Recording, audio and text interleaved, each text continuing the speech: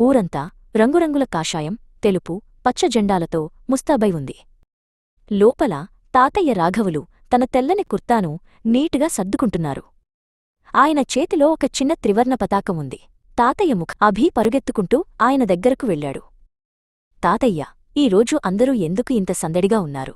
అసలు గణతంత్ర దినోత్సవం అంటే ఏమిటి అని అభి అడిగాడు. రాఘవులు నవ్వుతూ, అభి చెప్తాను విను అభి, ఇది మన దేశపు అతిపెద్ద పండగ అన్నారాయన.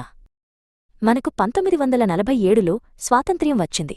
కాని దేశాన్ని ఎలా నడపాలో చెప్పే నియమాలు అప్పుడు మన దగ్గర లేవు. ఒక ఇల్లు చక్కగా ఉండాలంటే కొన్ని పద్ధతులు ఉండాలి కదా, అలాగే మన దేశానికి కూడా ఒక పెద్ద రూల్బుక్ అవసరమైంది అని రాఘవులు వివరించారు.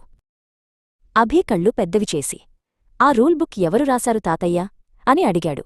అప్పుడు రాఘవులు ఒక పుస్తకాన్ని తీసి చూపించారు. డాక్టర్ బిఆర్ అంబేద్కర్ నాయకత్వంలో ఎందరో మేధావులు కలిసి మన రాజ్యాంగాన్ని రాశారు. అది ప్రపంచంలోనే అతిపెద్ద రాజ్యాంగం అని చెప్పారు. అందరూ సమానమేనని, అందరికీ చదువుకునే హక్కు ఉందని, ఎవరైనా తమకు నచ్చిన పని చేయవచ్చని ఆ పుస్తకంలో రాశారు. మన దేశ ప్రజలే మన దేశాన్ని పాలించుకునే అధికారం దీనివల్లే వచ్చింది అని రాఘవులు ఎంతో గంభీరంగా చెప్పారు. ఆ రూల్ బుక్ లేదా రాజ్యాంగం 1950 జనవరి 26 నుండి అమలులోకి వచ్చింది. అందుకే ఆ రోజును మనం గణతంత్ర దినోత్సవంగా జరుపుకుంటాం. నాటి నుండి భారతదేశం ఒక సంపూర్ణ గణతంత్ర రాజ్యంగా మారింది అని రాఘవులు ముగించారు. పద తాతయ్య, మనం కూడా అందరితో కలిసి జెండా ఎగురవేద్దాం అంటూ అభి తన తాతయ్య చేయి పట్టుకున్నాడు. ఇద్దరూ కలిసి వీధిలోకి నడిచారు.